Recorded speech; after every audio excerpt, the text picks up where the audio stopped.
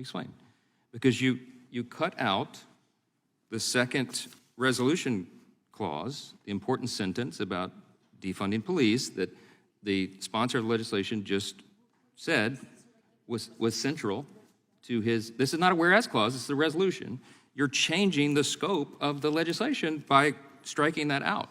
Mr. Chairman, you can always limit the scope of a bill by an amendment. You can always limit it. That doesn't go to its... It changes the purpose of the gentleman's bill. There's no such thing that says you can't change the purpose. That's a matter of opinion and should be voted on.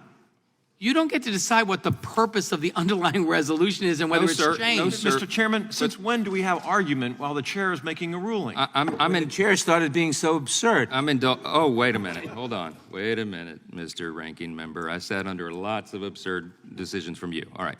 That clip was not a hearing, it was a procedural cage match. Democrats waving their arms, yelling hypocrisy, and acting like house rules are optional side dishes. Republicans, calm, collected, sitting there with the rulebook while the other side melts down like someone just told them no at a drive-thru. The hypocrisy was so thick it needed a warning label. If you enjoy watching facts bully feelings, hit like, subscribe, and stay locked in. Let's watch the full clip before I give you my full explanation. Mr. Chairman, there are 13 ayes and 9 noes. The motion to table. Mr. Chairman. It passes. Yes, who seeks recognition? I seek to strike the last, move to strike the last word. The ranking member is recognized. Mr. Chairman, in this last amendment by Ms. Scanlon that was just ruled out of order, you ruled it out of order because it references a specific date. In my parliamentary universe, adding a specific date is considered a limiting amendment. It limits the scope of the underlying amendment. It does not expand it. Therefore, it cannot be a grounds for holding an amendment out of order because it limits it. It doesn't expand it. It's called in parliamentary terms a limiting amendment, which is always permitted. So this is just another example of the Republicans using obviously specious reasoning because you're afraid to vote on anything to do with January 6th. You're afraid to vote on all the things we talked about before because your constituents might hold you responsible. So I would ask you why this is not a limiting amendment. Why this, in what way this expands the scope of the amendment, and I'll yield to you for the purpose. I'll be happy to answer. We will belabor the point further. I've already explained this, that by presenting this amendment, it changes the purpose of the bill and makes it about January 6th. On its face, by your explanations, by all the comments that have been made, you want this to be about January 6th. You just said it again. You emphasize the same point. That's not what the underlying legislation is about. You're claiming my time. You asked me to respond, and I'm giving you the response. Okay, so on its face, the amendment violates House Rule 16, Clause 7. Now, you can disagree with me, but you're not the chairman anymore. I'm sitting in the chair now. Reclaiming my time. I certainly do disagree with you.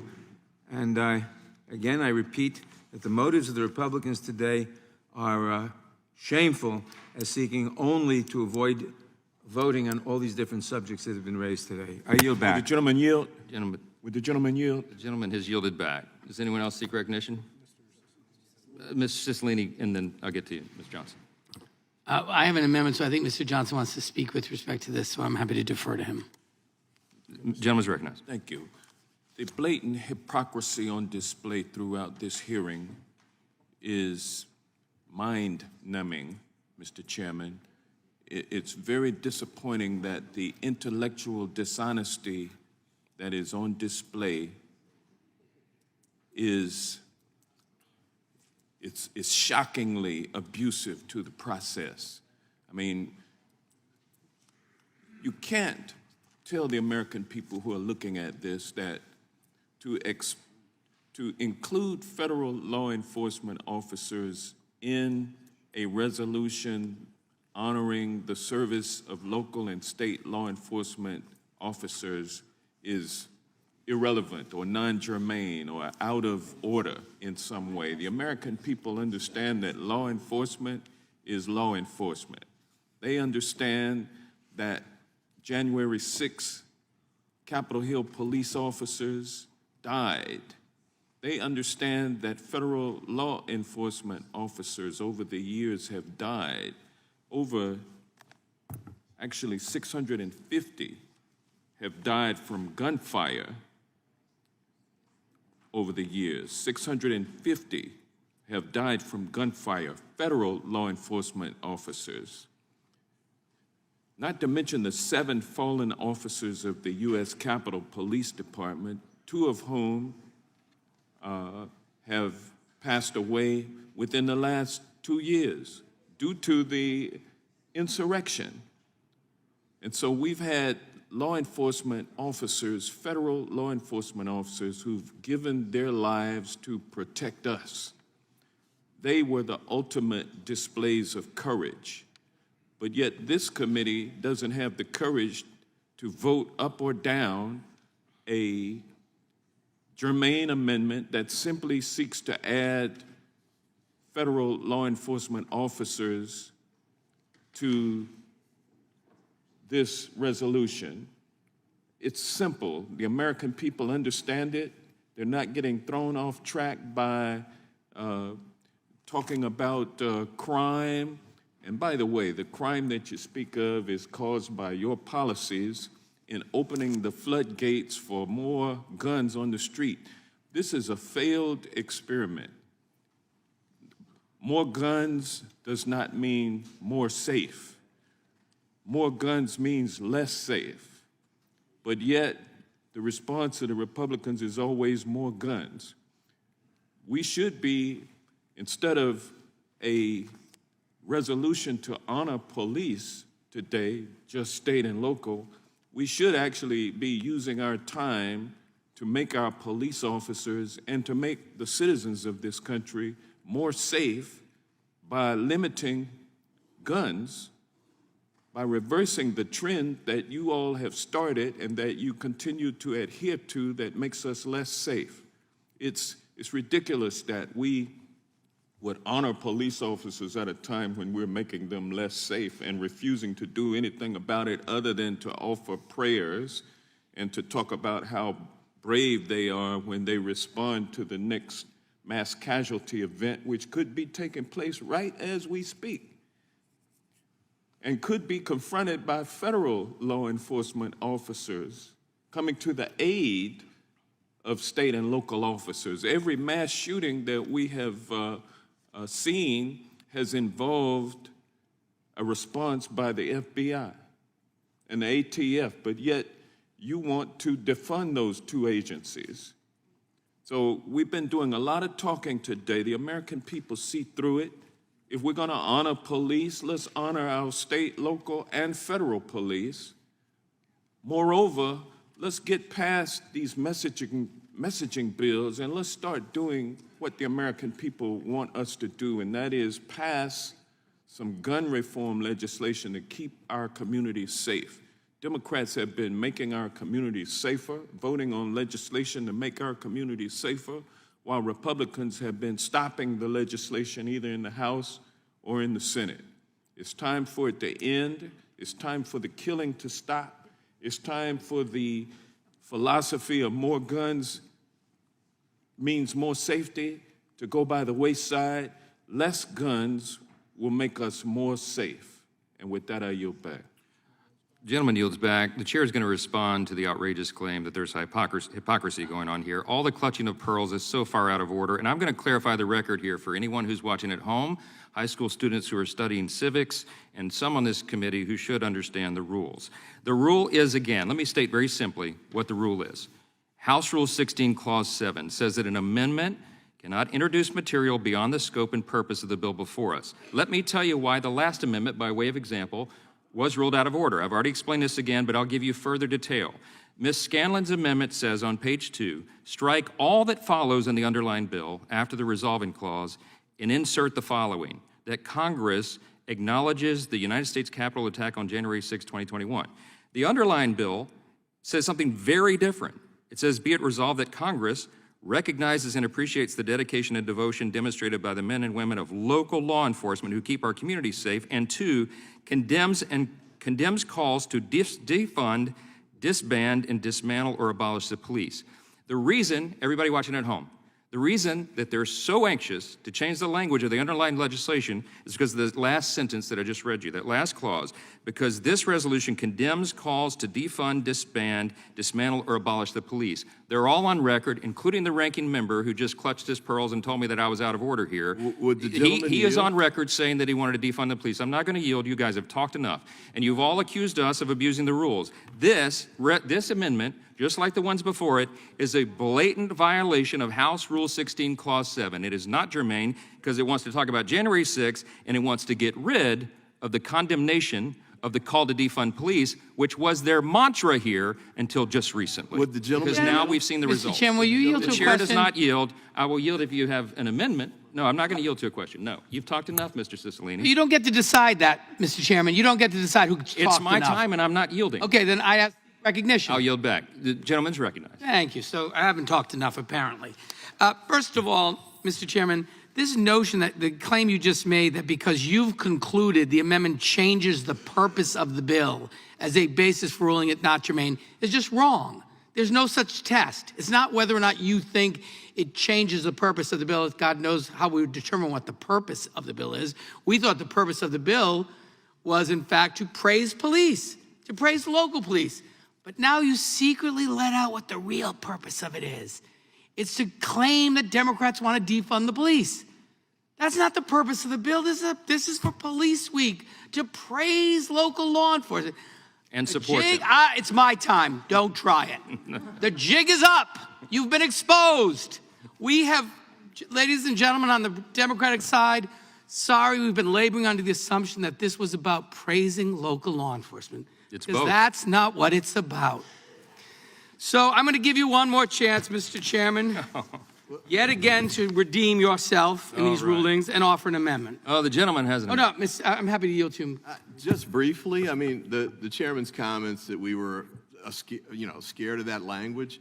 I mean, the amendment I offered maintained all of that language. In fact, you guys blocked or voted down, I think, 4 amendments that maintained the same language. So that's clearly wrong. Well, but your amendment did other things that were beyond the scope as well. No. And look, asked and answered. I'm not raising that again. That's clearly not correct. But, I just wanted to point out that the statement you made about we're scared of no. It was in the language that you blocked us from offering to vote on. Thank you, Mr. Ivey. Excellent point. Okay, I reclaim my time. Well, you gotta I go now back have an and then- amendment, Mr. Chairman, which is at the desk. Procedurally, though, yield back, and then I'll recognize you for the amendment purpose. Okay, I yield back. All right. And the gentleman has an amendment at the desk? The clerk will report. Is your amendment ready? Amendment to H. Con. Res. 40, offered by Mr. Cicilline of Rhode Island. Without objection, the amendment be considered as read. And the gentleman, Point of order. point of order is reserved by Mr. Bach, and the gentleman is recognized to explain his amendment.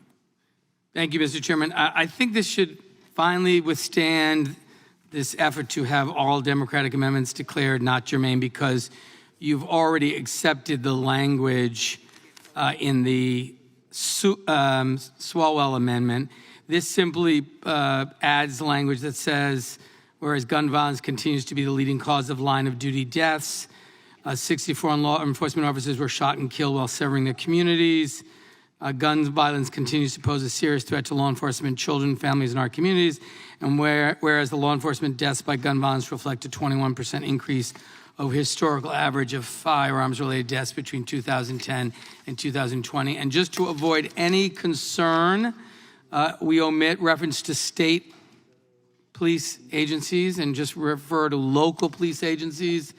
And in the final paragraph, again, say local police officers. I think we finally fit through the eye of the needle. It's all about local law enforcement, language you've already accepted with respect to the Swalwell Amendment. So I look forward to not only a ruling that it's germane, but also your support.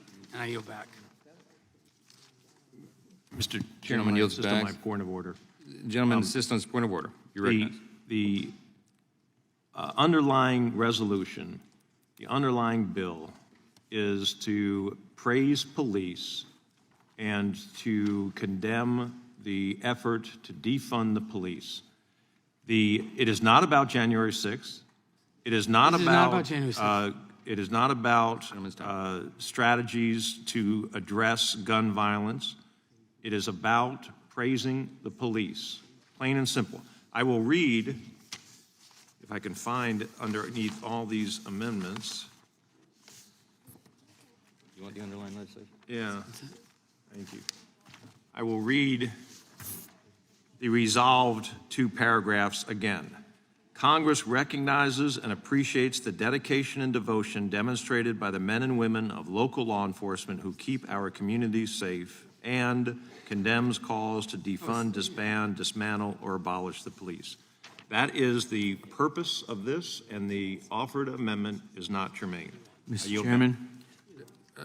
Does the sponsor of the amendment wish to be heard on the point of order? Yes, I don't know how, this will be an interesting thing to watch, Mr. Chairman, because you've already ruled that the amendment offered by Congressman Swalwell was germane, and that this amendment that I offer today, again, speaks about protecting police officers, and I will just read it.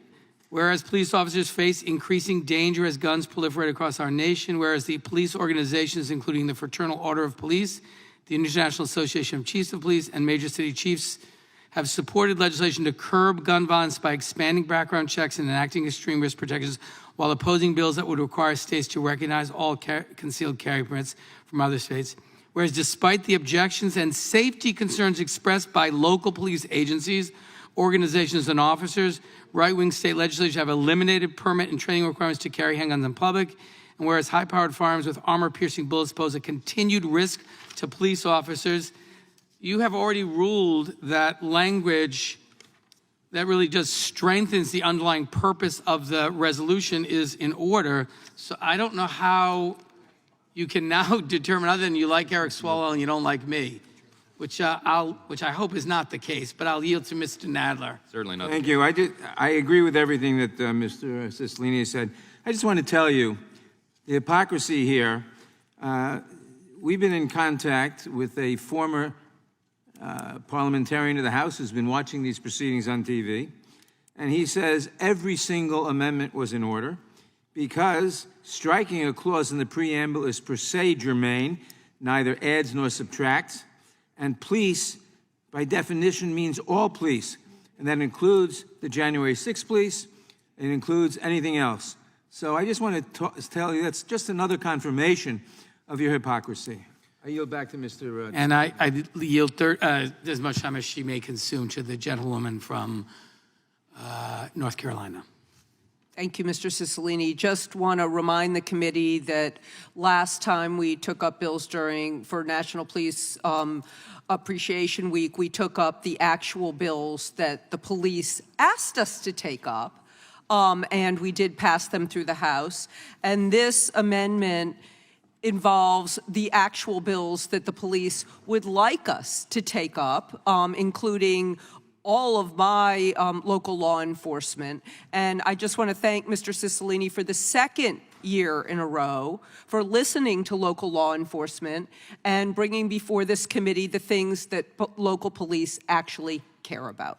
And I yield back to Mr. Cicilline. Thank you. And I would just say, Mr. Chairman, to conclude that this amendment is not germane, you would have to conclude that recognizing the dangers that local law enforcement face from gun violence is wholly unrelated to any resolution which recognizes their heroism and thanks them for their service to our communities. That just is impossible to reconcile unless you make a complete mockery of the dangers that the men and women who serve in local law enforcement face every day.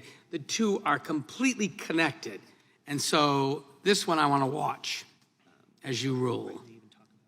Does that mean the gentleman yields back? And I would just say finally that you specifically talk about putting local law enforcement in particular danger in the very language of the underlying resolution. So how is it possible when my amendment simply amplifies another danger that law enforcement faces every single day, that somehow it is wholly unrelated so as to be a different subject matter not properly considered during this markup? And I yield back. Gentleman yields back. Does anyone else seek recognition on the point of order?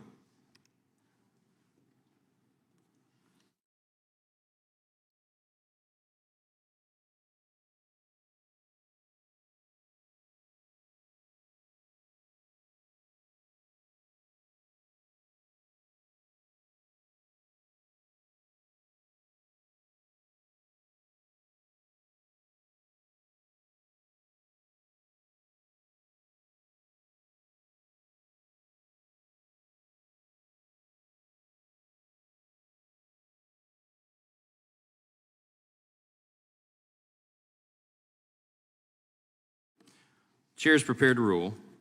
Mrs. Cicilline, you paying attention? You wanted to hear this. You wanted to see it. Okay.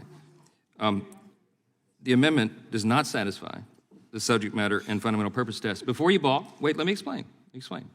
Because you cut out the second resolution clause, the important sentence about defunding police that the sponsor of the legislation just said was central to his. This is not a whereas clause, this is a resolution. You're changing the scope of the legislation by striking that out. Mr. Chairman, you can always limit the scope of a bill by an amendment. You can always limit it.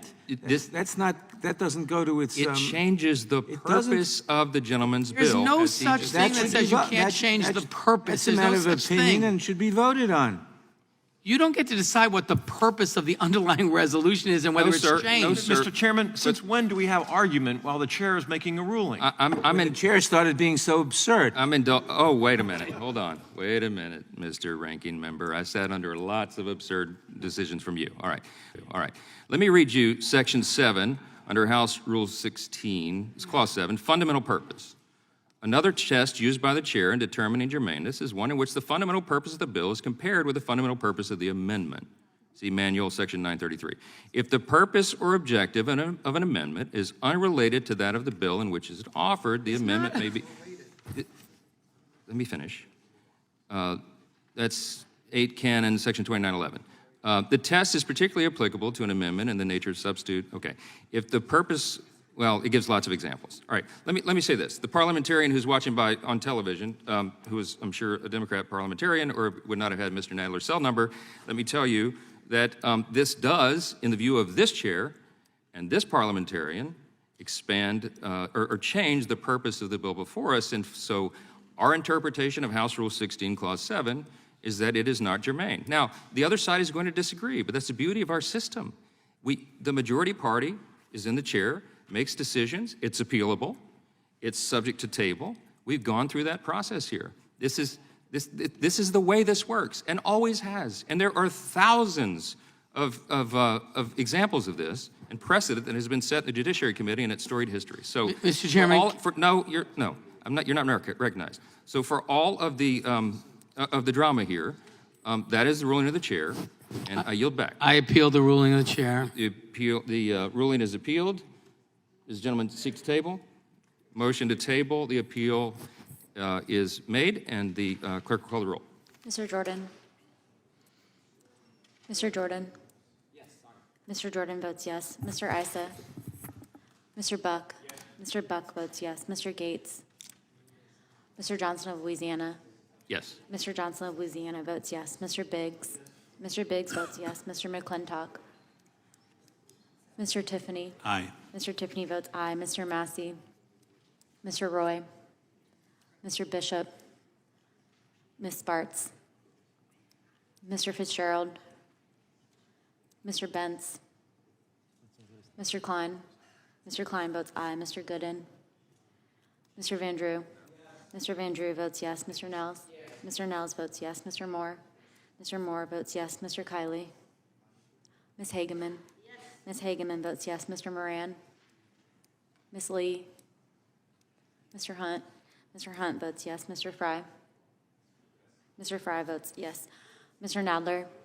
No. Mr. Nadler votes no. Ms. Lofgren? Ms. Jackson Lee?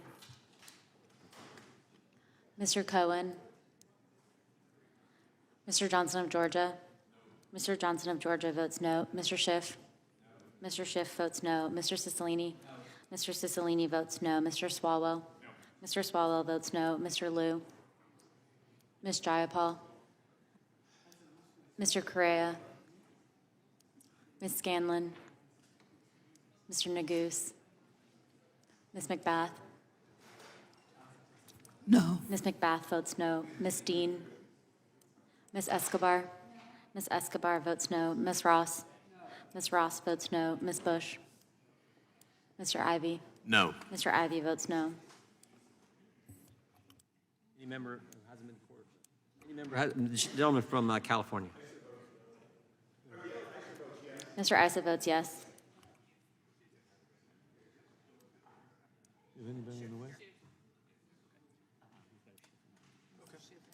Is Mr. Swalwell?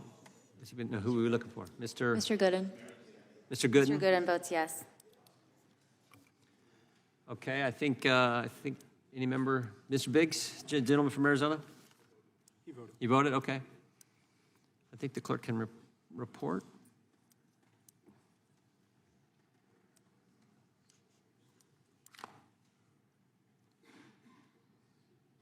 Mr. Chairman, there are 14 ayes and 9 noes. The motion to table prevails. Reporting. Oh. Gentleman from California is recognized. Mr. Chairman, I have an amendment at the desk. Clerk will report. Amendment to H. Now that you've watched it, let's be honest about what just happened. Republicans were absolutely right, procedurally and substantively, and Democrats knew it. That's why they resorted to accusations, theatrics, and emotional outbursts instead of rules. This was a resolution meant to honor local law enforcement and condemn calls to defund the police. Period. Full stop. Democrats tried to hijack it and turn it into a January 6th messaging vehicle and a gun control wish list. And when they got shut down by House rules, they screamed hypocrisy. Here's the part they don't want viewers to understand. Germane rules exist for a reason. You don't get to gut the core purpose of a bill just because you don't like what it says. Democrats kept insisting they were only limiting or clarifying, but every amendment they offered conveniently deleted the language condemning defunding the police.